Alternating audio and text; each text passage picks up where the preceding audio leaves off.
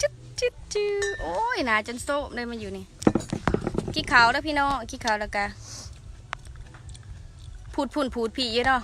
ว่านี่อยู่วัดตะปือวันนี้อยู่ปักเซ่พูดผีจะมันคัก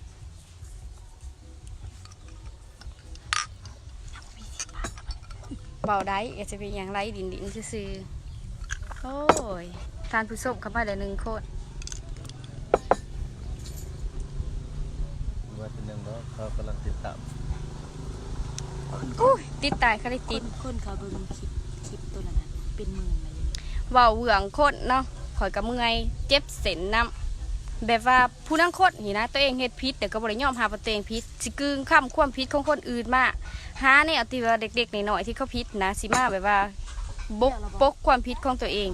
ลืมคิดไปได้ผู้นั่งโคตรหั่นเนาะได้หลายคนสิเห็นเนาะข่อยออกข่อยไปมีเหลืองเนาะก็บ่แม่นว่าข่อยมีเหลืองเนาะเขาบ่มีเหลืองกับข่อยจะฮู้บ่คือข่อยว่าเมื่อคืนนี้เนาะผู้ประกอบการทุกคนจะควรสิมีจรรยาบรรณเด้อบอกคำมาหาเนี่ย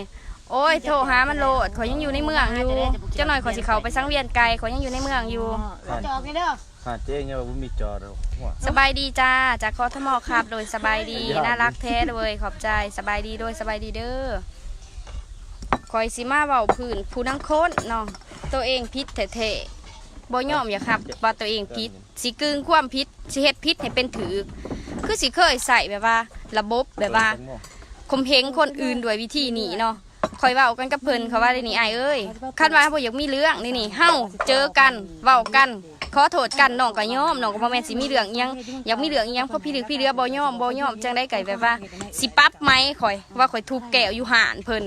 ว้ายไผสิไปอดได้เนาะสถานการณ์หอกยอมเลือกปรับไหมข่อยเพิ่นปรับไหมข่อยแท้อันนี้คืออะไรหน่วย60,000เอาเบอร์มาเบอร์บักคำบ่เบอร์บักคำอยู่ในหน่วยตัวไรสดเดี๋ยวบ่งามอะไรพี่ยุ้ยอย่าเบาลายเดี๋ยวบ่งามโดยนี่ยังข้าง2 สันอยู่นี่บัดนี้ก็บ่ยอมเนาะ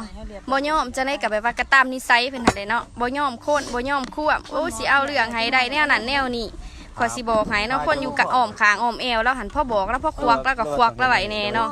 เพิ่นว่าได้นี่เพิ่นสิฟ้องแนวนั้นแนวนี้ฟ้องโลดข่อยก็ยินยอมเนาะข่อยสิเสียค่าปรับไหมเพิ่นแต่อย่าให้ข่อยฟ้องกลับได้เนาะ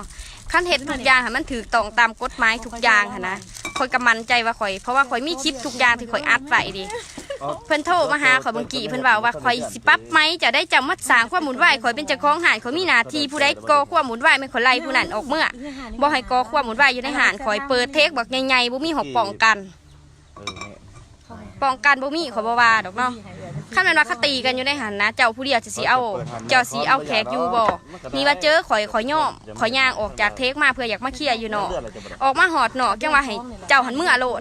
เขาเป็นนักธุรกิจจังได๋เขาก็ต้องเอาเขาไว้ก่อนไผสิย่อมอยากถือลบลูเกียรติเฮาแบบนั้นในเมื่อเขาเป็นคนลวนลามเฮาก่อนตัวเองก็น่าสิบอกเขาอ้ายใหญ่โตแค่บอกให้ใหญ่โตสมัยมันสิพอตายอีซะเนาะบ่แม่นแขกก็สิได้ผิดกันเพราะพี่ลึกศาสตร์วิทยาใส่เขาว่าใหญ่โตแหยกโตโลดในสถานการณ์ที่เวลาคนผิดกันข่อยถามหัวจิตหัวใจพวกเจ้าทุกคนพวกเจ้าสิยอมอย่างนี้เมื่อบ่ทั้งที่ตัวเองบ่ได้ผิดไผมันก็บ่อยากเมื่อเนาะมันบ่อยากเมื่อในเมื่อข่อยยอมข่อยย่างออกจากเทคย้อนเห็นข่อยนี่นะคือมาเห็นแก่อ้ายแก่น้อง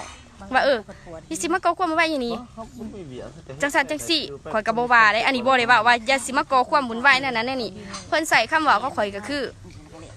จะเมื่อโลดจะเมื่อซะเฮ็ดจังซี่ได้ใส่ข่อยเนาะจะเมื่อซะจะบ่ต้อง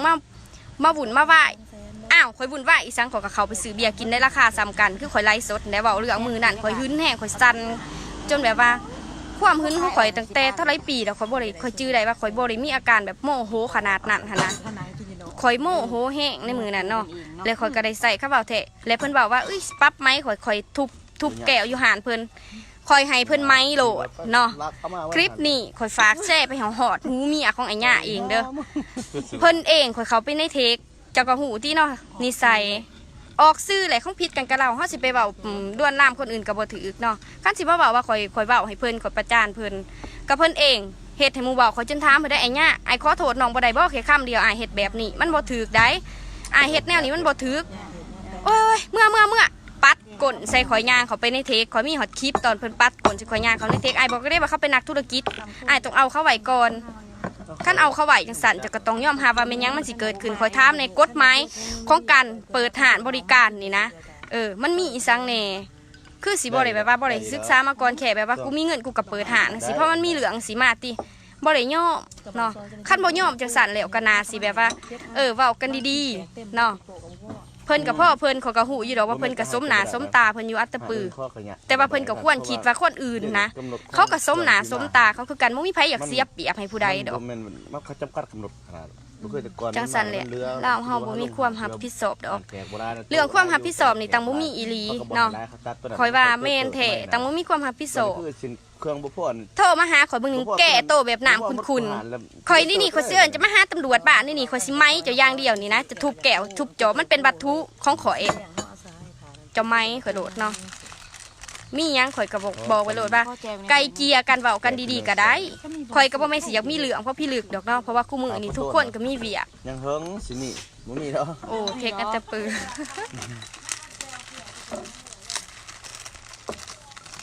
เสียงฮะเสียง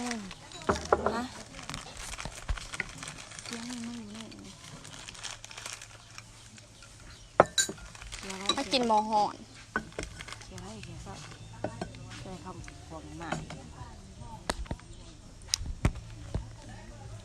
คอยแค่แบบว่าเดี๋ยวนี้นี่เป็นเซิร์นคอยเนาะเซิร์นเขาไปแท้แต่อยู่ซื้อมาโทรเอิญเขาไปมาหาเขาเดี๋ยวนี้อยู่ตำรวจบ้านแต่ขนาดเว้าจังสีมันยังบ่ถืออึกเลยเนาะใส่คำเว้าก็ข่อยมันยังบ่ถืออึกเลยน้องอยู่ไสปัญหาของเฮานี่จะได้มันเป็นเรื่องไงเรื่องเตได้น้องเฮ็ดจังสีอ้ายก็เสียแนวนั้นแนวนี้น้องมาเบิ้งมาเคลียร์กันมาเบากันให้มันหูเรื่องให้มันจบเรื่องน้องมาเบากันเบิ้งเคลียร์กันมียังบ่เข้าใจกันเอิ้นคู่กรณีมาบ่ย่อเพิ่นสิเอิ้นข่อยลูกเดียวสิเอิ้นข่อยลูกเดียวเพราะว่ายังเพราะว่าข่อยด่าเพิ่นดิเพิ่นออกสื่อเพิ่นเนาะข่อยว่าเขาจะเกินคู่กรณีมาคู่กรณีข่อยก็แม่นไผไก่อ้วนไอ้ตุ้ยจื้อกันอยู่ดีกะพัดว่าเขายังไงใส่คำบอกคำเก่าเขาเป็นพวกเสียพวกเขี้ยมันดีเทคกันบริเกี่ยวกับข่อยเขาเป็นเจ้าของเทคเขามีหน้าที่รักษาความปลอดภัยอยู่ในเทคแต่ก่อนเทคหนึ่งจะต้องมีป้องกันเนาะเข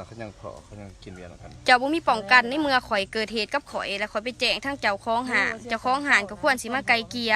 ทำอีทเนาะบ่แม่นว่าข่อยไปแจ้งเจ้าของหานแล้วเจ้าของหานยังแบบว่ามาตีราคาเฮาลักษณะแบบว่ายังแก้แค้นข่อยแบบว่าข่อยบ่ฮู้ว่าเพิ่นสิเป็นธรรมหรือบ่กรณีนี้เพิ่นเว้าแบบนี้ข่อยฮู้แล้วว่าเพิ่นบ่ยอมเพิ่นก็คือสิแบบหัวส้นฟ้าเนาะมันเป็นเรื่องเล็กๆน้อยๆเรื่องคดีทะเลาะวิวาท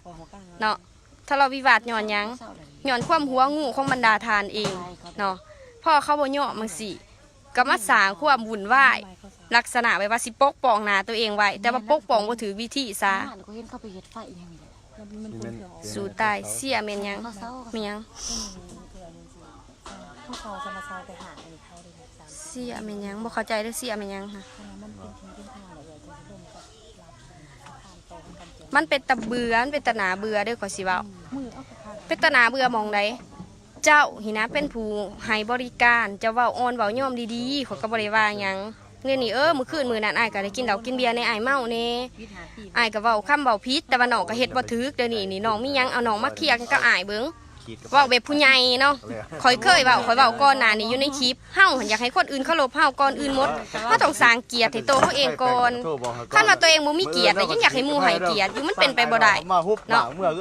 คือข่อยก็บ่ได้ว่าข่อยถูก 100% ข่อยโมโหแฮงข่อยยอมรับว่าข่อยทุบแก้วข่อยประกาศต่อหน้าสังคมเลยว่าข่อยทุบแท้ไผอดได้แน่ข่อยยังดีได้ข่อยวี่ลงพื้นข่อยบ่บี้ใส่หน้าพวกเพิ่นหาเนาะ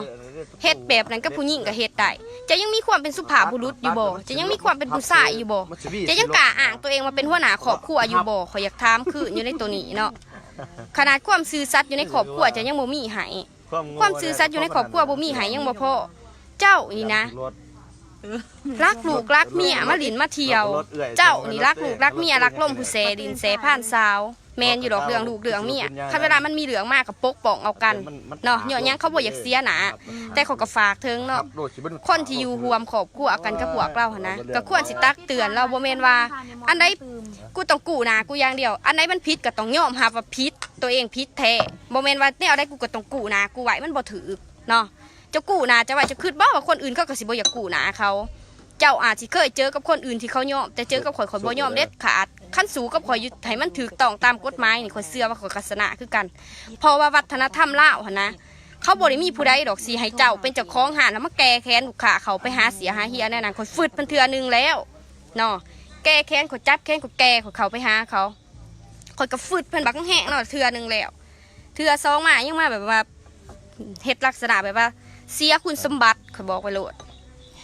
ให้สิมวยแหละให้สิมวยแหละ เราอยู่มาแต่เฮาหน่อยๆเขาเอ่ยหน่อยๆจนเอ่ยลูกโตเราก็น่าสิเข้าใจระบบ จะอยู่ข้างติ๊กจะอยู่ เอ ข้าง อ ข้าง เนาะเอาบาดตึง น้องก็บ่ได้ว่าได้เอื่อยขั้นว่าได้นี่โทรมาหาน้องนี่มาเคลียร์กันตีเฝ้ากันน้องให้น้องไปหาเพิ่นอยู่ติ๊กหนาน้องสิไปหาเพิ่นเฮ็ดอีสังเดี๋ยวนี้น้องอยู่ไสออกมาร่วมกันเบิ่งมีหยังก็เว้ากันตีน้องขึ้นมาไปเฮ็ดจังซั้นขึ้นมาเอาอ้ายไปไล่สดก่อนหน้าน้องสิออกจากเทคเอื่อยถามซะเอานี่น้องจนว่าไอ้เนี่ยเว้ากับน้องดีๆได้ไอ้เนี่ยน้องอยากได้แค่คำขอโทษเดี๋ยวนี้เนี่ยให้เขาขอโทษน้องแล้วเรื่องน้องเฮ็ดผิดน้องก็สิย่อมือขอโทษดอกบ่ย่อ ให้แคร์ผู้เข้านะ ให้แค่ผู้สาดเบียร์ใส่หน้าน้องนี่นะน้องเขาจนเปียกเบิดโต ท่านมีสายเบียร์สินะ สาดเบียร์ใส่ผู้ชายถ้าอีถันเพิ่นเต้นมาเพิ่นแบบว่าลักษณะแบบล้วนล่ามพันได้เอื้อยแบบโบสุภาพะนะบัดนี้มาน้องหันก็เลยน้องก็เลย ผู้ยังยาง อยู่แบบว่าน้องอยู่ข้อเพิ่นจังซี่นะน้องก็ทกใส่กระเดือกข้อเพิ่นจังซี่ก็สิเจ็บแน่แล้วก็บัดนี้คนโต๊ะขางมันก็แน่เมืองเพิ่นเนาะเพิ่นก็สิเสียนะบัดนี้ก็อยากห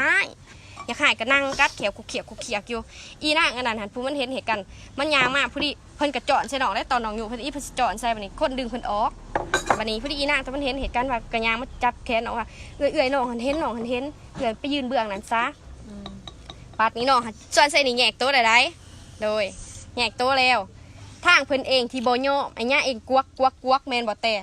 กวักให้น้องหักเขาไปหาเขาว่าซั่นซะทางนี่ก็ว่าเอ้ยให้เกียรติเล่าเฮาก็ได้ว่าให้เกียรติไปยืนก็ได้ไปยืนคนละฝากเพราะไปยืนคนละฝากจังซั่นแล้วข้าวนึงสิแม่นหึนแห้งแบบว่ากูอยู่บ่ได้เลยนะกูนั่งซื่อๆบ่ได้ล่ะไล่มันหนีไปเพิ่นว่าเท่าโตมันลวนลามเฮาหานะไล่มันหนีเฮาก็ว่าหนีที่เจ้ามายืนโตข่อยเขาบ่ได้ไปยืนโตเจ้า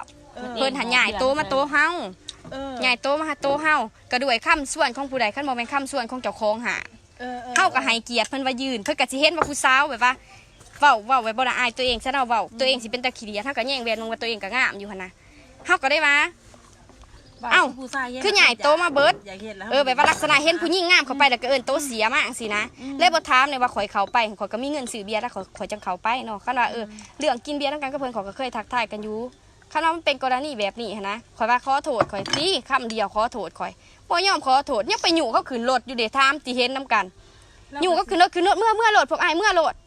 เจ้าต้องให้เขามาขอโทษข่อยก่อนค่ะว่ะ แล้วก็เชียร์นาแต่ต้นเราสาเบียร์ใส่หนอกหมดแล้ว น้องก็สาจะคือกัน ตีมันนี่แหละ รูสิมาตีข่อยผู้ดีอันนั้นไอ้พ่อมาดึงเพิ่นออกน้องก็ยังคันว่ามีไอ้พ่อมาเพิ่นก็สิตีน้องในโตห้าวข่วยนี่ ตาย แม่นติ มันจะเป็นแต่ฝุ่นหมดแล้ว มาแล้วว่าแล้วโตยาวดี โต แล้ว บ่ สิได้โตได้ลักษณะนี้ เอาอีกหมอนึงเนาะ เผาก็ทักกินเขามาละ ข่อย บ่เกิด เว้าอีดีเนาะเว้าเรื่องคนเฮานะมันผิดมันเถียงกัน เอาโตสัน อย่าไปถือคนว่าอย่าไปซ่าคนเมาเฮาก็บ่ได้ว่าถือเฮาก็บ่ได้ว่าซ่าเฮาสิออกจากเทงเฮาเว้าได้เพราะแฮงว่าให้เขามาขอโทษเฮาคำเดียวยังไปเซิ้นเขาขึ้นรถเซยไปแต่จะบ่หึนบ่ข่อยหึนจนข่อยหายข่อยเดือดใจข่อยเว้ามาข่อยยังหึน จำนี่ได้ แขกข่อยมาเด้อสิล่มเวียกับแขกยามไร้สดนี่มันสิเป็นจังซี่โลดเดี๋ยวนี้นี่แม่งบ่ยอมกันกืนสิไม้ข่อยไม้คาข่อยฟาดแก้วลงโต๊ะ